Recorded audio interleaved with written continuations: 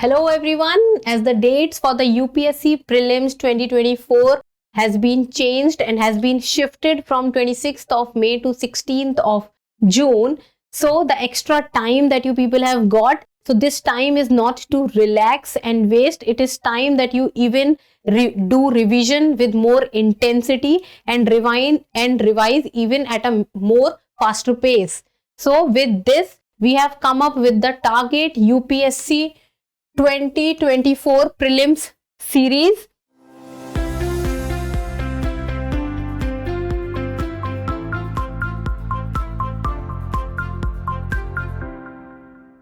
In this series, we will be covering different subjects with regard to the current affairs, like for example, economy, polity, international relations, art and culture, environment, etc. And then there is one more series, that is the MCQ series, so that you can revise and you can go into the zone where you are able to solve the MCQs.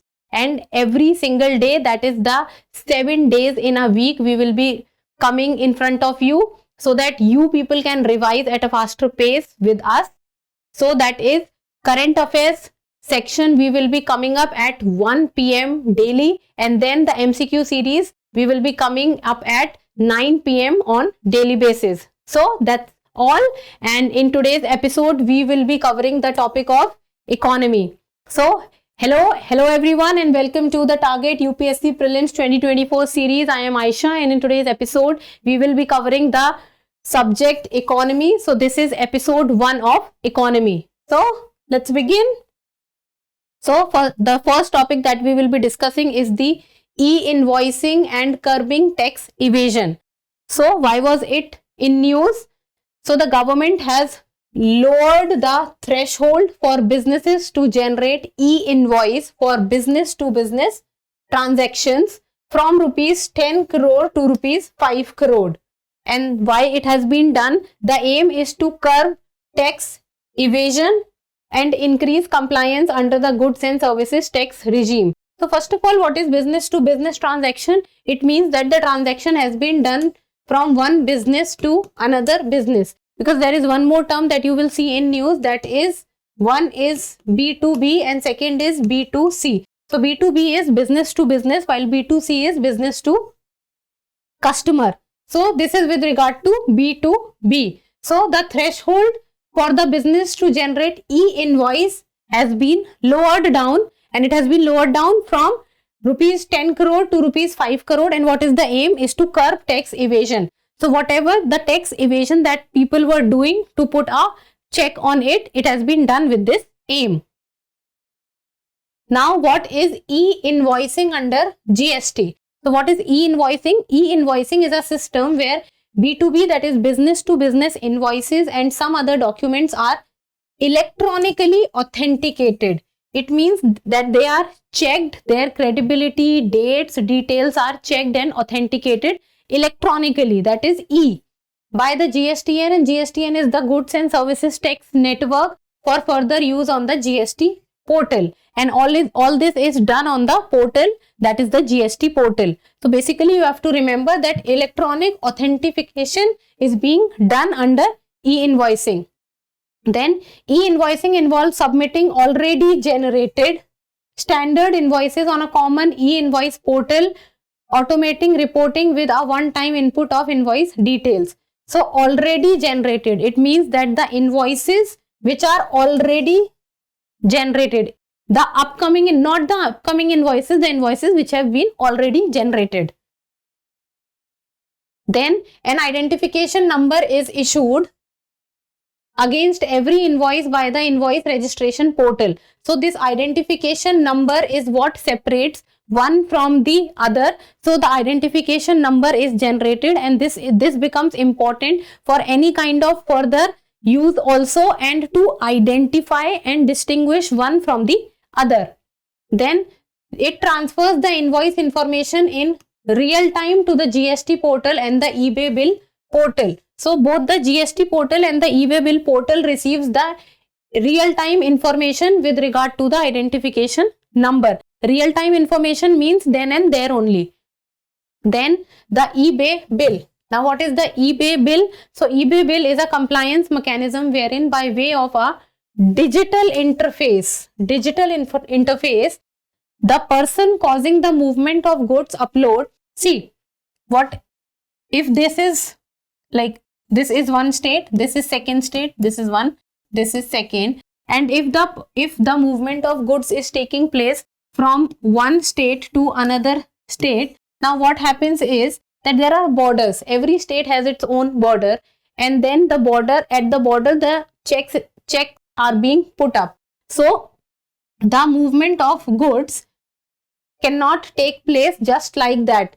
So what happens is, to minimize the manual interface and to minimize the manual work, the e-Way bill came up, and e-Way bill can be generated electronically where the movement of goods is taking place. So it is a compliance mechanism wherein by way of a digital interface, the person causing the movement of goods uploads the relevant information.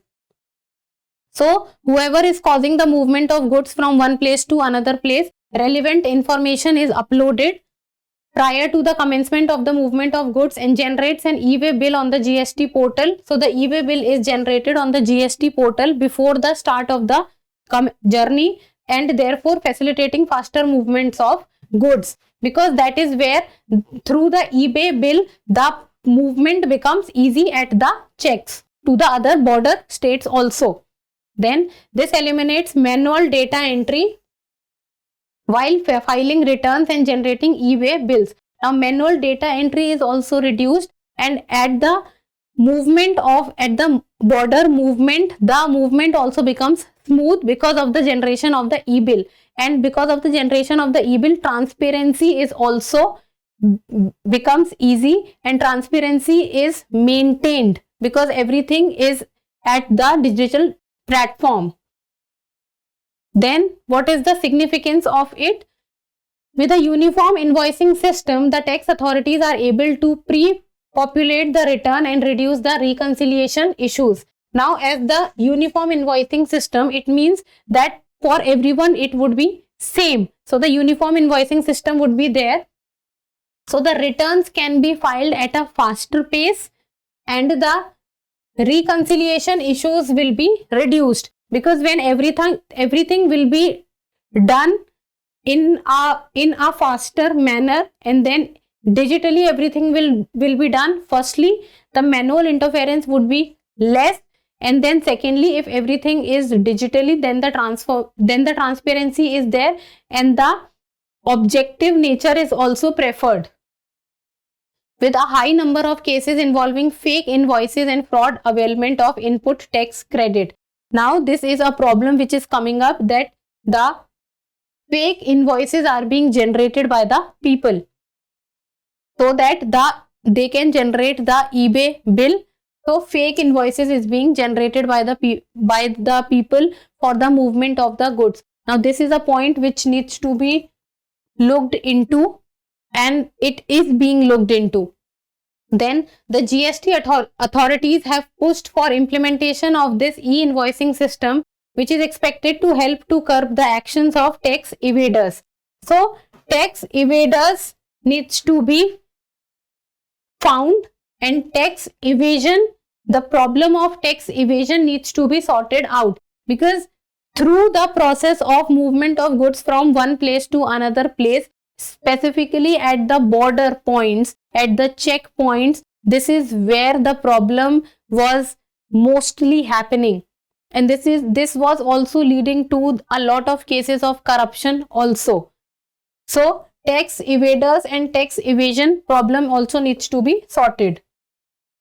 Now comes the second point, and before moving forward with this, let me also tell you that whatever points we will be covering under this, and we have already made a video on that, so the link of the video you can find in the description box. So you can also go and check in the description box if any specific and in depth and in detail information you need, so you can go and check out that video also. So let's move forward. Second point is the India's power sector in 2030 shift to renewables and coal's decline, as coal is the fossil fuel and also causing a lot of harm to the environment. So a decline in coal is preferred while the shift to the renewables. Now what is renewable energy? It means the energy which can be generated and it is not causing bad effect to the environment. Like for example, solar, hydro, wind, etc. So these are the renewable energy and we can make a sustainable outcome out of it. So why was it in news? So the Central Electricity Authority, that is the CEA, which comes under the Ministry of Power, has released a new publication titled Report on Optimal Generation Mix 2030 version 2.0.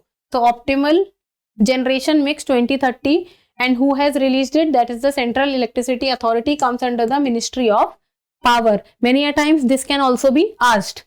Then this is an updated version of the report which was published in 2020 and the name of the report was Optimal Generation Capacity Mix for 2029-30. So this was the first one and this is the second one, and that is why it has been named as 2.0. Then the report highlights the changes expected in India's energy mix with a decline in coal's share. Now this is very important point, that the decline in the coal share is expected and a rise in renewable energy sources. So I think this becomes easy for you to remember. Coal is decline, renewable energy is increase. Then what are the key highlights of it? So the coal's share in the power mix is projected to decline from 73% to 55% in the year 2030. So this will be a huge decline. Then the solar energy is expected to play a significant role in lifting the overall load, and it is indicated that a quadrupling of solar capacity from 109 gigawatt to 392 gigawatt by the year 2030. So quadrupling. And when we talk about the renewable sources of energy, then among all, that is the solar, wind, hydro and all others, solar energy plays the dominant role and it takes the maximum percentage out of all. Then projections for large hydropower and wind energy remain modest in the future power mix. So it is the solar energy which is taking the maximum percentage. Large hydro generation is expected to increase from 8% to 9%. So by the year 2030, hydro generation in a shift would be from 8% to 9%. Then what are the key highlights? First, that is wind generation. Wind, as we all know, so wind generation is basically at the places of, you can say, Gujarat, Tamil Nadu. So wind generation is projected to decrease to 9% in the updated version. Earlier it was 12. So wind generation is expected to decline from 12% to 9%. So wind generation is a decline while solar, hydro was increase. Then renewable sources including small hydro, pumped hydro, solar, wind, biomass is expected to account for 31% of the power mix in 2030 compared to the current 12. So this is a huge jump, that is from 12% to 31%. It means more than double. Power sector contributes approximately 40% of India's total greenhouse gas emissions. As we all know, greenhouse gas emissions needs to be checked with regard to the carbon dioxide, carbon monoxide, hydrofluorocarbon, chlorofluorocarbons. So the power sector emissions are projected to rise by 11%. Emissions are projected to rise. Next is the carbon border adjustment mechanism. Now, why was it in news? So the European Union has announced that its CBAM, that is carbon border adjustment mechanism, has been introduced in its transitional phase from October 2023. First of all, you need to remember that the carbon border adjustment mechanism is related to the European Union, because this becomes important in the prelims state. One of the questions in the statement can be that the CBAM is related to European Union. Instead of European Union, the name would be changed.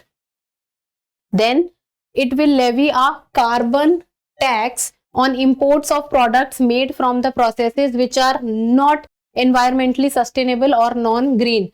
So the processes which will harm the environment and is not causing any good to the environment, those kind of processes or those kind of processes, the carbon tax would be put on those kind of processes. Then the CBAM will translate into a 20 to 35% tax on select imports into the EU starting 1st June 2026. So the carbon border adjustment mechanism will translate a 20 to 35% tax. Now this is a very high percentage of tax, that is 20 to 35% of tax. So imagine that the more than 30% of the tax will be levied on it. And the starting date or starting year becomes important for you to remember. Then what is CBAM? What actually it is? So it is a part of the Fit for 55 in 2023 package. So Fit for 55 in 2023 package belongs to the European Union, and it talks about that by the year 2030 greenhouse gas emissions should be around 55% less. So which is EU's plan to reduce greenhouse gas emissions by at least 55% by the year 2030 as compared to the 1990 levels. So year is 2030. By how much percentage the decline is expected? That is 55%. And with which country it belongs to? It belongs to the European Union.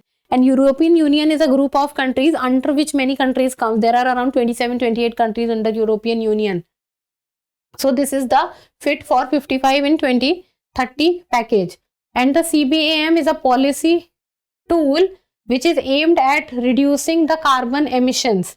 So carbon emissions needs to be reduced. So it means that the footprint of the carbon emissions needs to be reduced, and that is how the Paris Agreement can also be reached, and the problem of climate change, which actually nowadays we keep on talking about and is increasing, so that carbon emission needs to reduce by ensuring that imported goods are subject to the same carbon costs as the products produced within the EU. And every single country is being very focused on reaching the net zero target also, and bringing the carbon footprint and the handprint at the same level. Now what is the significance of it? It can encourage non-EU countries to adopt more stringent environmental regulations which would reduce global carbon emissions. Now EU countries are basically the developed countries. So when the developed countries will take such an initiative, then only they can support and expect the developing and the least developed country to also take a step forward with regard to reducing the carbon emissions. It can prevent carbon leakage by discouraging companies from relocating to countries with weaker environmental regulation. And now this is one of the major problem which the world is facing, that the bigger companies, and with regard to when we talk about the carbon emissions, so it is basically the top 3 to 4 developed countries over the years, be it the United States of America, Russia, China, United Kingdom, or the European nations, which have majorly contributed to increasing the global temperature or increasing the carbon emissions in today's time. So what the countries, or what the bigger countries and the developed nations and the bigger companies are doing, that they are finding out the countries which have weak environment regulations. So they are setting up their companies in these countries. Then the revenue generated from CBAM will be used to support EU climate policies, as it belongs to the European Union. So the European Union climate policies will be supported by it, which can be learned by other countries to support green energy. Then what will be in its impact on India's export? India's export means what the products which is going out from India to other countries. Then it will have an adverse impact. It means it will have a bad impact on India's exports of metals such as iron, steel and aluminium products to the European Union, because these will face extra scrutiny under the mechanism. See, when any country, if one country's products are going to other country, then when the other country is importing some other country's exports, then the taxes or the tariffs or the levies are put on the products. So this is where the Indian exported products will face a problem. India's major exports to the EU, such as iron ore and steel, face a significant threat due to the carbon levies, and the levies are ranging from 19.8% to 52.7%. Now see, this becomes a very high percentage, and because of this the cost that surges reaches to another level, and that is why the export competitiveness decreases. Because imagine 50% of a carbon levy, the amount that has to be paid becomes very huge. The carbon intensity of Indian product is significantly higher as compared to all the other European nation countries.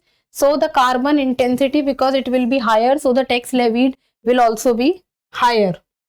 Then next comes the multimodal logistics park in Assam. As the name itself is telling, multimodal. Multi means many different ways through which the logistical things can be supported. Why was it in news? That the Union Minister of Ports, Shipping and Waterways and Ayush, it visited the construction site of India's first international multimodal logistics park in Assam. Then multimodal logistics park is likely to boost connectivity in the northeast. So it is basically to boost connectivity, that is the infrastructure with regard to the rail, roadways, airways, ports. So that is how the connectivity will be stronger. What is MMLP? So it is a transportation hub that combines different modes of transport in one location to enable efficient movement of goods. Efficient movements of good means easy movement of good. So if there is no railway network at some place, then the road network should be there. If there is no road network from one place to another place, then there should be other ways. So overall connectivity has to be there, so that conveniently people can move from one place to another place. Then these logistics parks are typically located near major transportation nodes such as ports, airports and highways. To support these bigger infrastructure giants like the ports, airports and highways, so around these it needs support, so the logistics parks are made. They are designed to handle a large volume of goods with facilities for warehousing, distribution, value-added services such as packaging and labeling. So they can handle a large volume of goods at one single point of time. And India being such a big country, it needs bigger spaces to hold their products and also to store them at a single point. Now, what is the significance of this project? So the park is being developed under the ambitious Bharatmala Pariyojana of the government. So Bharatmala Pariyojana is with regard to the movement of the roads. So basically it comes under the infrastructure project. This park is being made by the National Highway and Infrastructure Development Corporation Limited. Important, because this can be asked that who is looking after it or who is responsible for this project.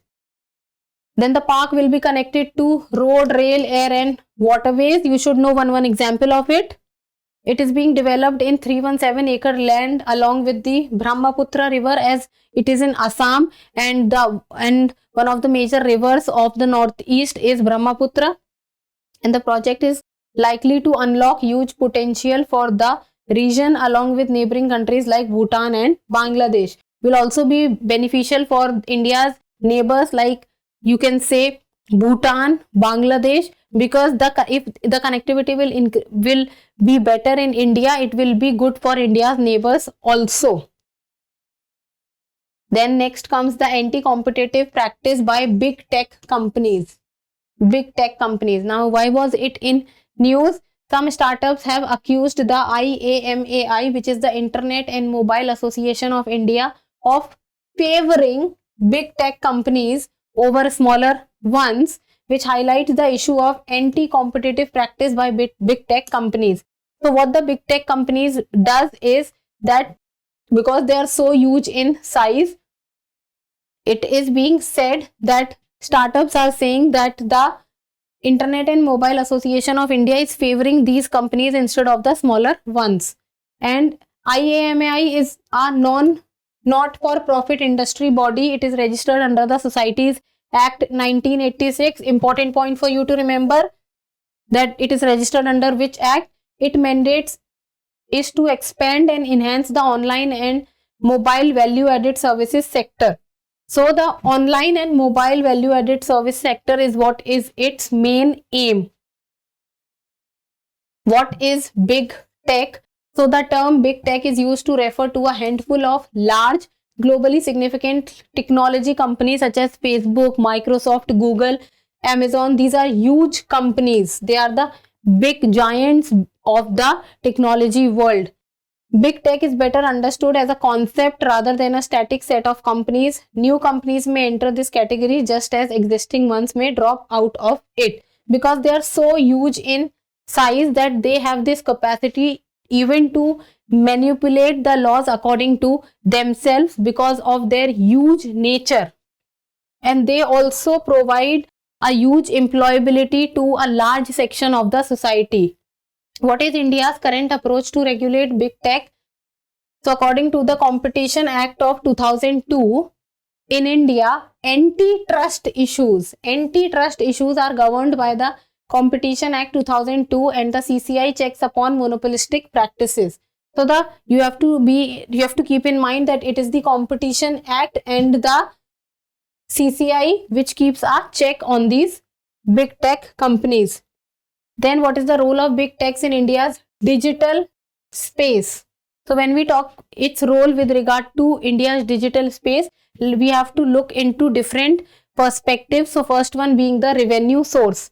So they play a prominent role in the fintech market, that is the financial technology market, an attractive revenue source particularly because of low per user ad revenue in India as compared to other countries like the UK or the European Union. India has low per user ad revenue. Second, overcoming literacy barriers. Voice-based and regional language interfaces are offered by the big tech companies to reach new users and overcome literacy barriers. India is a country in which many regional languages are used, and the people in the rural areas, they are very comfortable in their regional language as compared to other language. Like for example, they are not very comfortable in English. So the big tech companies can even afford to translate things into the regional language, and that is how they increase their reach within people or within the market. Then what is the role of big techs in India's digital space? So bridging infrastructural and employment gaps. So the big tech companies are providing a lot of employment in India, and especially with regard to the, you can say, the financial market or the software markets, or you can say that the big giant technology companies are all the companies which are big tech companies. They are mostly not Indians. Then the infrastructure also they are helping to build is, so whenever there is a huge office being built of the big tech companies, because they're so huge and the employees are very high in number, so the infrastructure built is also very high quality. Then the social and political progress. So most Indian internet users rely on one or more big tech platforms to access information, communication, and participate in political and social life. So people are associated with these tech firms, big tech companies in some way or the other, even in their daily life. Like for example, we communicate with each other through WhatsApp. We check other people's social profile on Instagram. So what are we doing? We are using these big tech companies, or these big tech companies are using or taking our time. Then next is the report on currency and finance 2022-23. So why is it in news? So the cumulative total expenditure for India's adaptation to climate change could reach 85.6 lakh crore by the year 2030. Adaptation to climate change means that the technology that we need and the time that we need to adapt to the climate change. So whatever the change that is happening because of the climate change and the adaptation that we will be doing to it, the amount required will be this by the year 2030. And according to an estimate made by the Reserve Bank of India in its report on currency and finance 2022-23. So the report has been given by RBI. That becomes important. If RBI is saying and if RBI is giving out any report, it becomes important for you. What is it? It is an annual publication of the RBI. Annual publication means once a year. The report covers various aspects of the Indian economy and financial system. So how Indian economy and financial system will be playing a role in adaptation to the climate change. Then the theme is towards a greener, cleaner India. Greener, cleaner India. Clean India, green India. It focuses on the challenges and opportunities of climate change for India. So whatever challenges India will be facing with regard to climate change and whatever opportunities it will be giving. Then comes what are the key highlights of the report. First, with regard to the renewable energy targets. So India needs to significantly increase its use of renewable energy to achieve its goal of net zero by the year 2070. So India's net zero target is by the year 2070 and all other countries have also set their net zero targets. So net zero target, what is net zero? First of all, so that becomes sometimes these simple questions can be also be very tricky because many a times we see that our mind is not working in that condition, and when you are sitting in the prelims and you're giving your prelims exam, this is what actually happens because our mind is running in such a shape that we might not be able to process even the easiest of things. So net zero means that whatever we are giving out, we are also able to take in. So if we are giving out quantity 5, then we are also able to absorb quantity 5. So if we are causing pollution or we are causing carbon emissions, we should also be able to put them down. The report suggests that India should aim for renewables to account for 80% of its energy mix by 2070-71. Very difficult thing for India to do as we are very much dependent for our energy on coal and we import majority of it, and not even majority of it, we import more than around 85 to 90% of it. So that is how it becomes very difficult for us to move away from the fossil fuels and to move away from the fossil fuels or the coal and to move towards renewable. This would require an accelerated reduction in the energy intensity of GDP by about 5% annually. So on annual basis 5%. Next is the green financing requirement.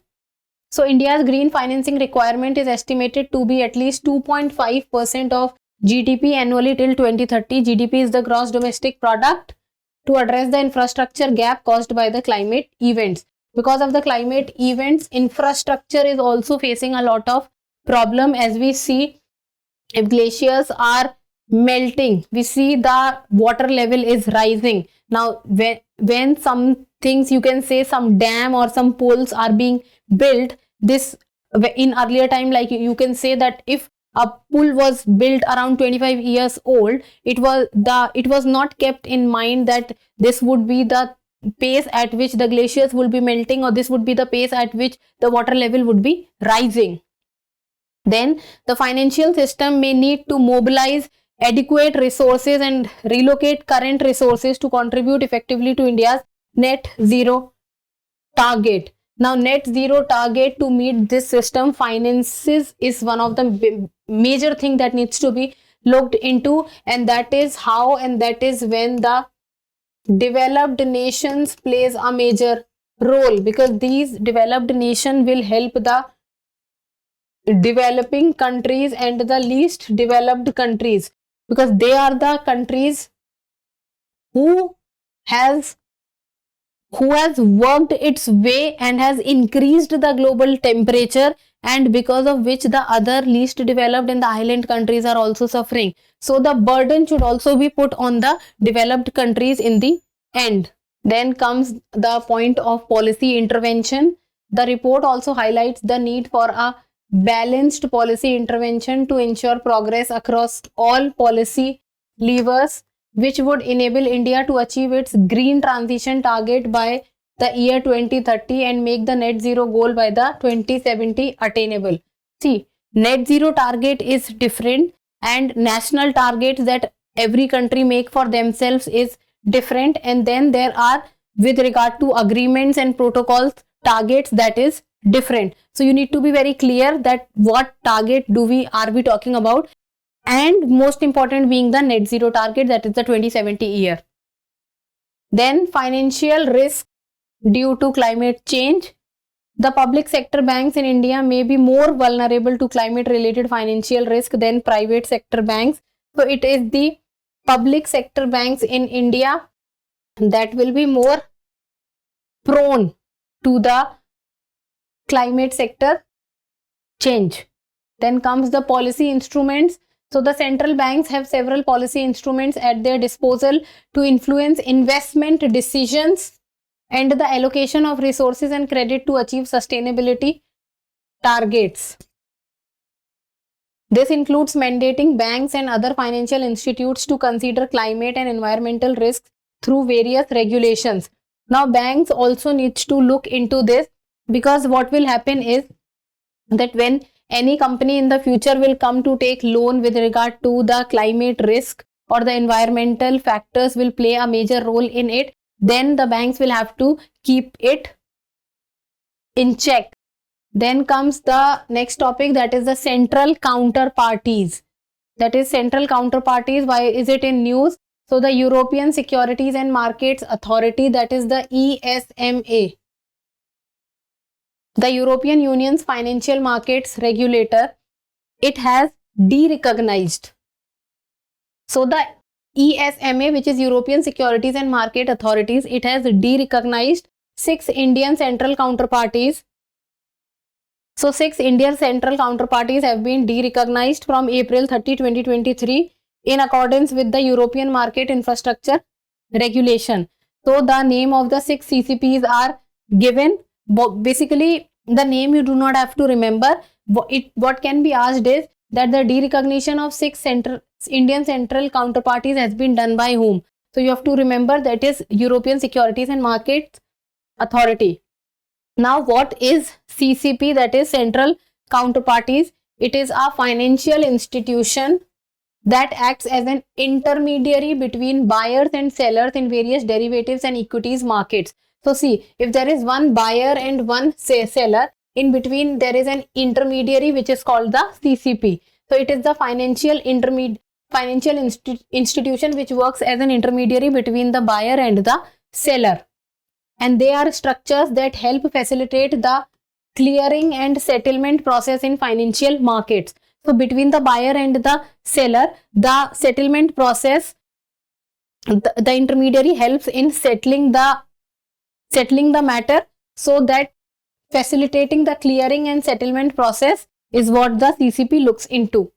And the goal is to increase efficiency and stability in financial markets. So the goal for the CCPs is to bring efficiency and stability, as the market as of now is unstable. One of the recent reason being the COVID. So to bring the stability into the market, CCPs reduces risk associated with counterparty, operational, settlement, market, legal and default issues, and it acts as a counterparty to both buyers and sellers in a trade. So it is for both buyers and sellers. It does not mean that it is specifically for one side. It is for both buyers and sellers.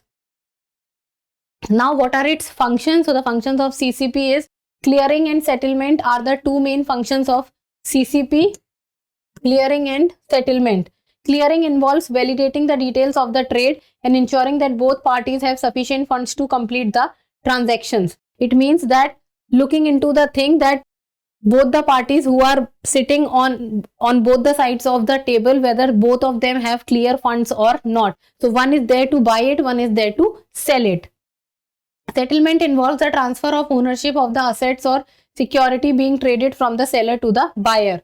So this is a buyer, this is a seller. Whether both have money or not, the CCP will look into, and whether the transaction that has taken place has been taken place well, and both the settlement has been done, final settlement has been done or not, is also the responsibility of the CCP.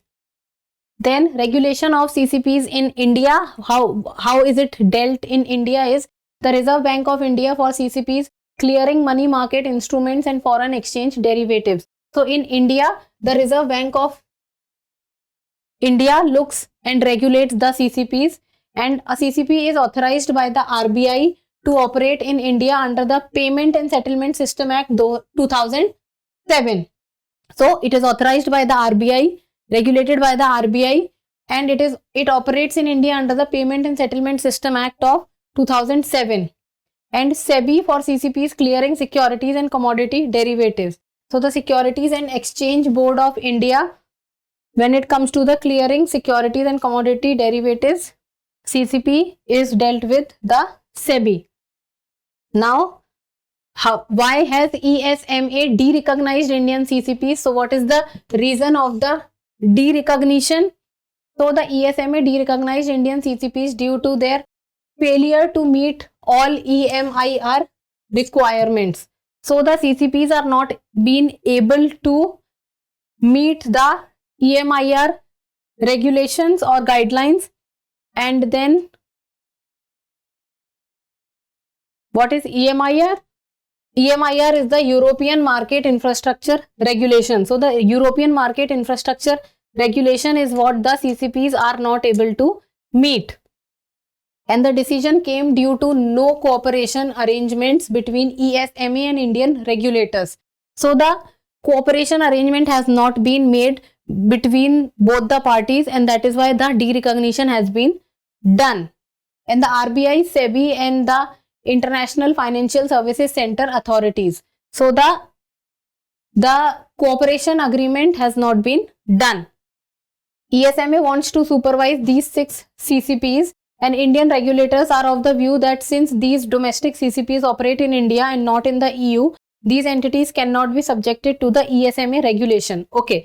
So the Indian side is saying that these EUs are domestic CCPs. These CCPs are domestic and they are operating in India. So they do not come under the ESMA regulations as they are domestic in nature. As they are domestic in nature, they are operating in India. They are not operating in the EU or the European Union. So they do not come under their regulations. This is what the point of the Indian side is.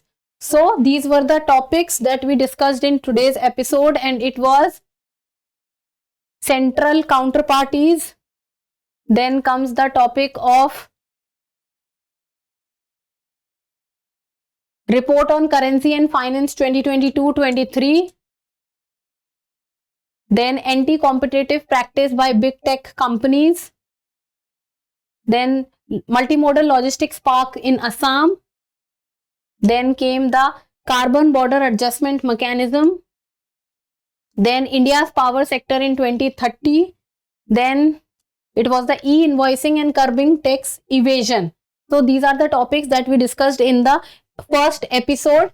Like this, we will be covering few topics which are important from your preliminary exam in the other episodes also. And like this, we will be covering other subjects also, as this is the first episode of the series. Stay tuned with us for current affairs episode at 1 p.m. and MCQ episode at 9 p.m. And we will be covering the current affairs of all the subjects slowly and steadily, so that your preparation is not hampered and we will be helpful to you in your preparation. And as I always say when I end my videos, that is, till we meet next time, keep reading, keep writing and keep subscribing to the channel. Thank you.